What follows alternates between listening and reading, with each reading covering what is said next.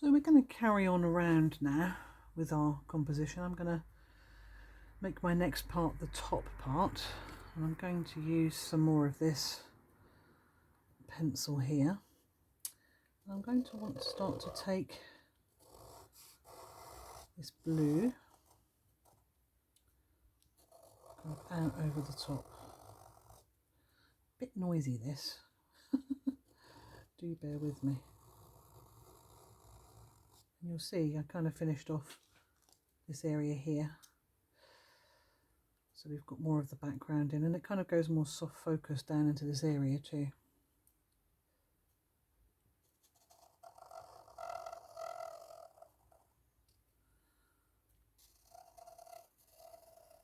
So we're starting to make this sort of pattern here now.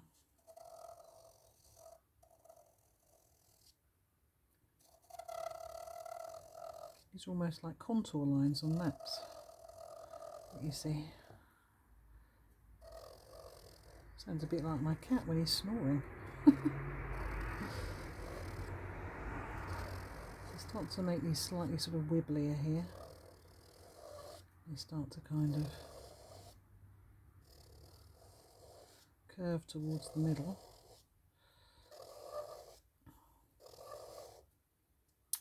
And then we're kind of coming up from this side here. So if we come out of the top of here, we're almost coming round in a curve like this.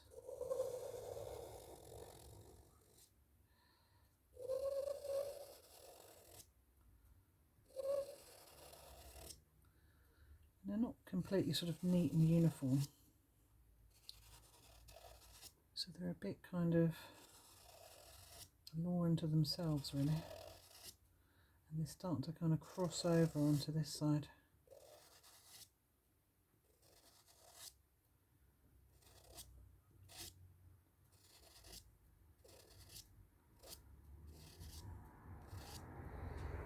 So we get this kind of crisscrossing going on here. And then if we come back down to our marks here, I'm just going to sort of redefine this a little bit more, make it stronger. So these are the marks we made when we first started working on this piece. And this is more or less the same colour as the pastel that I was using at the time. This then goes into more of a green. We start to move down.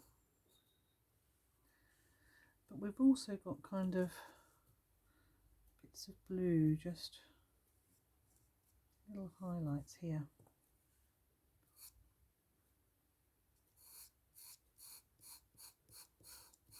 So again, using those quite linear marks.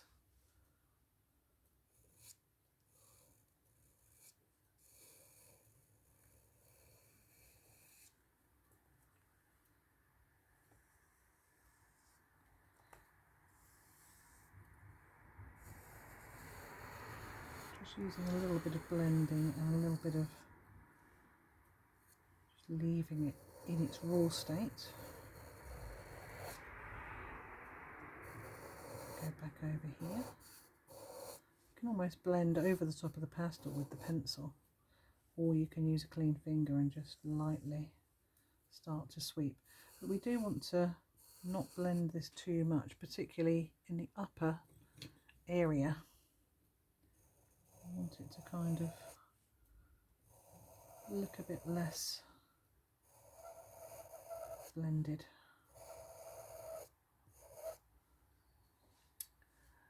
So I'm just kind of coming around like this, and then sort of more down here we've got areas where the light is showing, so I'm just going to make short lines to start with, so we can kind of put the lines where they need to go and then worry about the detail. It's actually quite relaxing and quite meditative, I find. I don't know how you're doing.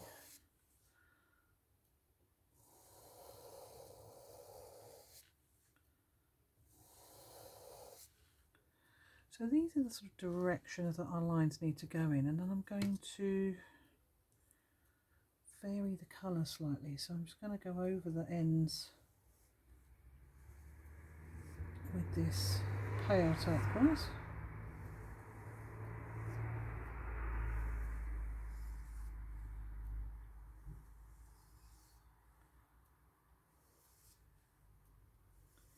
These lines, some of them are coming out a little bit thick.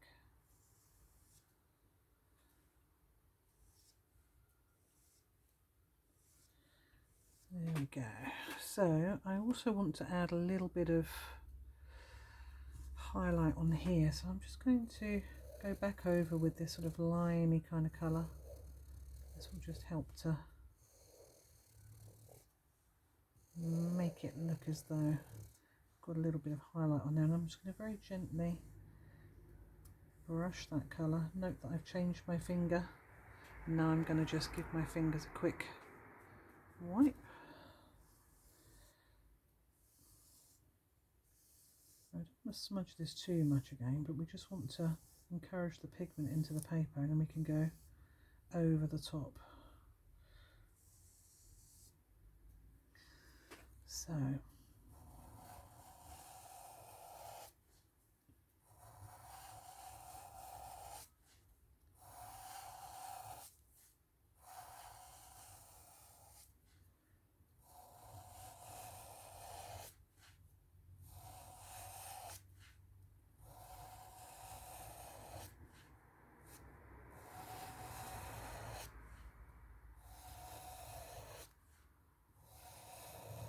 making some great noises here.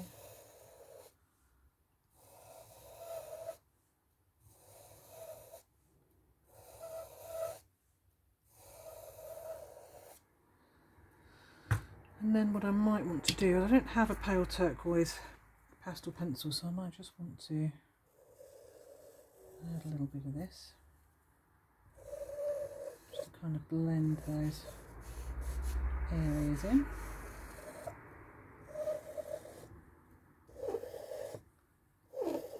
And again, this is just adding more colour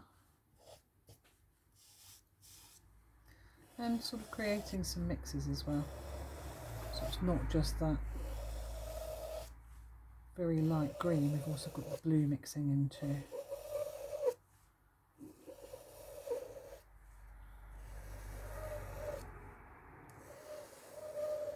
Just keep your pressure in your hand quite nice and firm and steady.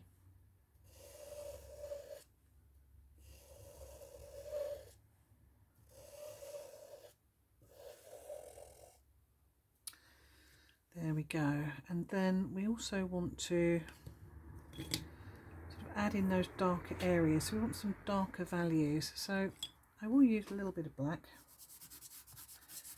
Very sketchy, but I'm also going to put a little bit of purple on there, on this side. And again coming in and then just going over the top. And using that purple to almost blend the black too. It just adds some definition, and it's separating it from those blues and greens that are in the feather strands. Adding a little bit of shade in there too.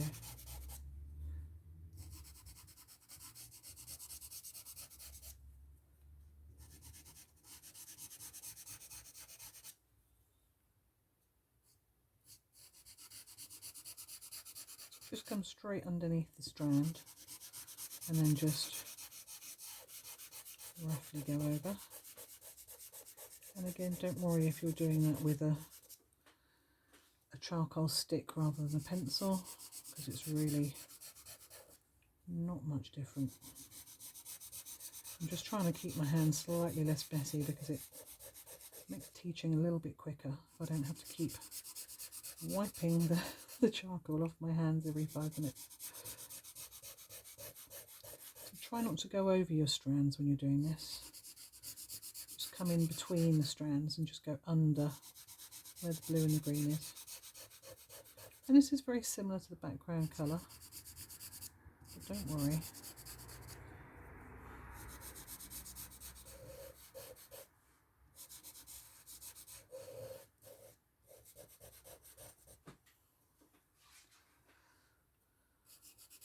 It doesn't have to be neat and tidy. All we're doing is we're just adding some dark value areas in. And I might start to vary now, so let's see how this blue looks. And I might want to just add some of that dark blue over here. Just to kind of create some different colours.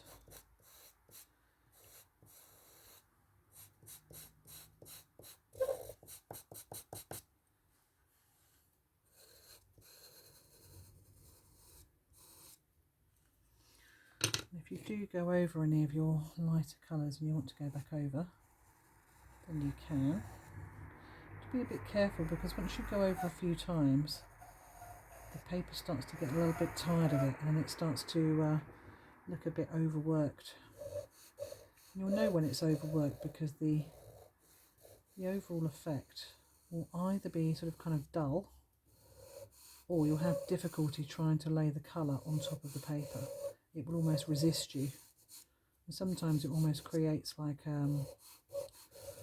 black lines, like black ridges. So that's when you need to kind of go easy and not go too mad with adding the colour.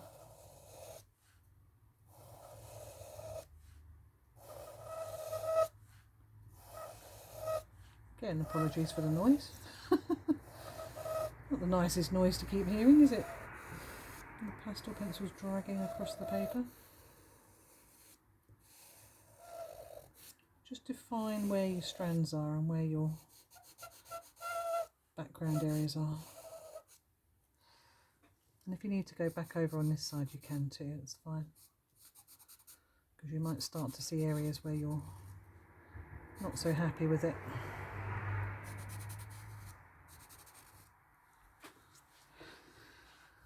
So, if there's anywhere that looks a little bit like it needs a bit of encouragement into the surface, that's fine. And the other thing you might want to do is just, again, a bit of a yellow highlight. So where we've got those very pale greens, you might want to just add a bit of yellow. Just be careful that you're not mixing it with any black or purple or blue that you've put down. But you want it to kind of look fresh rather than very blurry.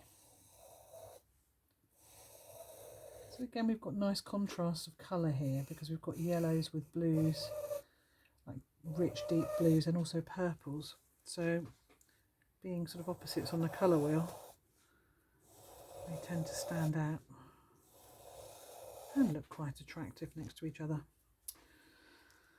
So now we just need to kind of come up here and just deal with these background parts. So I'm going to actually just create a bit of a darker tone around here, just around the edge.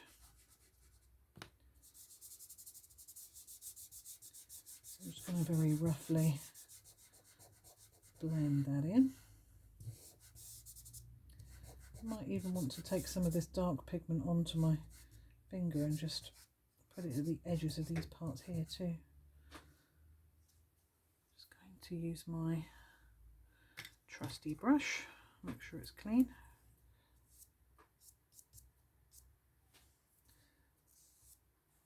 You can almost brush inwards just to kind of encourage the pigment in too.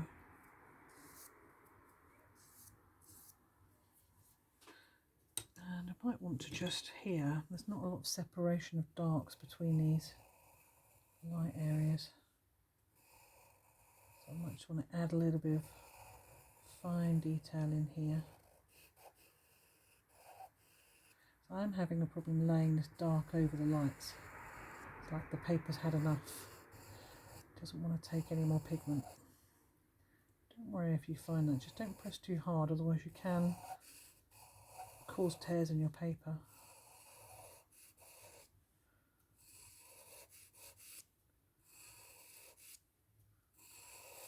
we go. So we're just creating those contrasts so we get separation of the lines. And then I'm going to come in with probably something like a slightly darker blue here.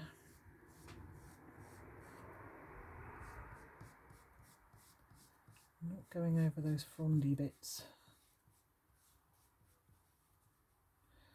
So I'm going to have to be quite careful here.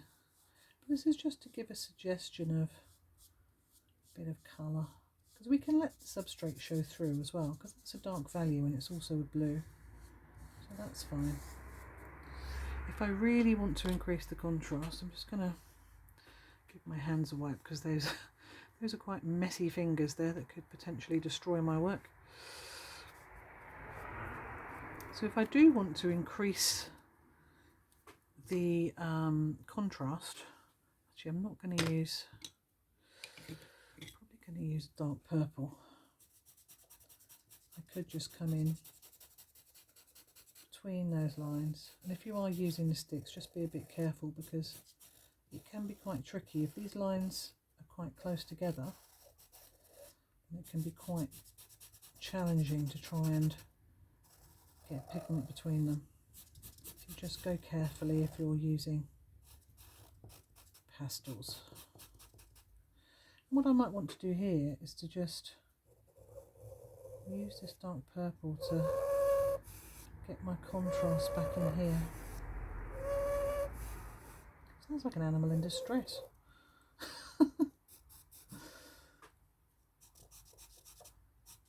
Dogs or cats around, you might have to apologise to them about the noise. I might be looking around for a random cow that's entered the room, making strange noises. So you don't have to be really precise about this, you can be a little bit sketchy. It's just laying down a bit of colour, just to kind of create a bit of contrast there. And also if you've got any marks, like I've got a mark here of green, just kind of come up into this area, so I can cover it over with that darker value as well. So there's a lot of linear work in this project, but as I say, it's quite relaxing. Yeah, if you do worry about the fact that it's tricky to get the detail with pastel half sticks, then if you really wanted to, you could perhaps make these front lines slightly further apart. That might be one way to make it a tiny bit easier for yourself. But you shouldn't have too much of a problem. As I say, I'm just using pencils for speed today really, because this is quite a long project. So I might want to just go with this. This is quite dark.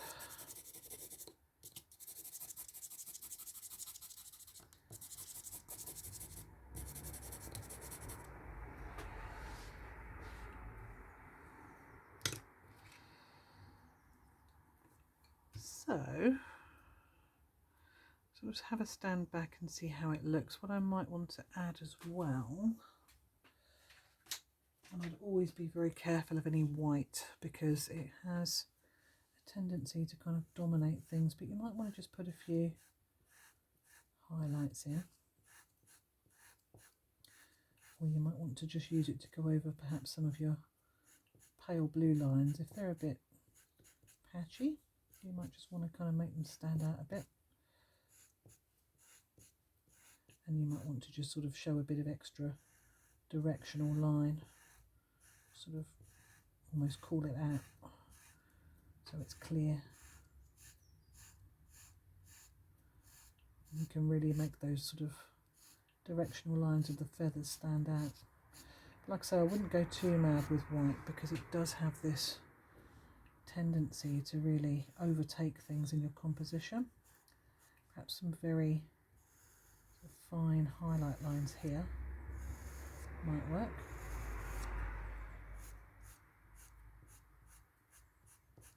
And this really is where you need to kind of use your judgment. And maybe even like a very pale lilac here with a very sharp corner would have a similar effect too on that turquoise. So we're just kind of building up those colours like so. And then even maybe a few highlights on these frondy bits up here.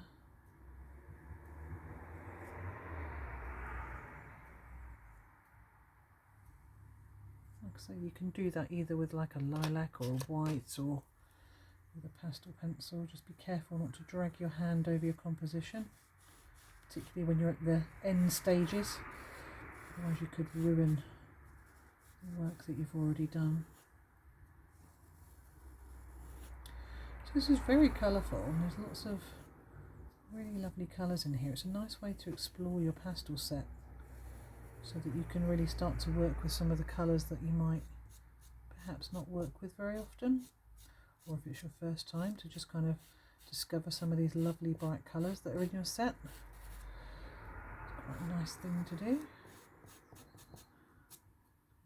Flick some of that white up into there. Maybe just flick along some of these fronds. It's quite good fun just having a bit of a flick like this.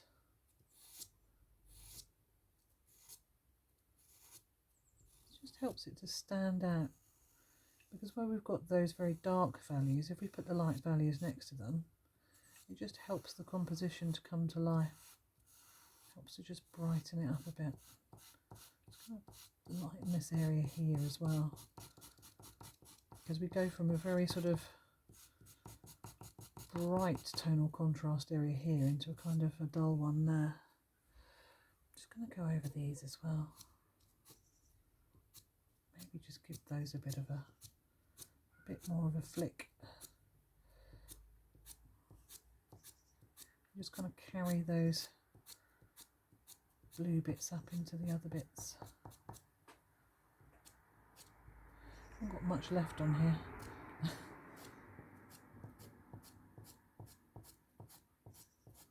Working with what I've got.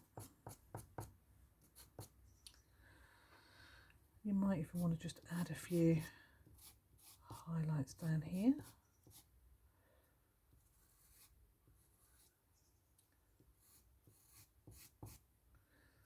I think my page has probably had enough pigment for now. It's starting to protest and say, leave me alone and stop adding colour. Part of the art of art is that knowing when to stop. And I think I'm very close to that point now. So I think I'm going to leave my composition there. I hope you've had fun doing this project, and it can be quite challenging. So don't beat yourself up if you've made a bit of a hash of it. You can always have another go. Or you could perhaps crop it and work on a smaller section if you find it very challenging. You can see I'm still fiddling with mine here. Like I say, knowing when to stop is a good thing. Add a bit of dark in there. So yeah, you might kind of fiddle around and play about with things. But hopefully you've ended up with something which resembles this, and hopefully you've had fun using your pastels and learning how to use them, because there's not much to it. They're very, very, very simple. And as I say, do remember not to blow the dust around, because it's really not very good for your lung health. So yes, I will see you next time.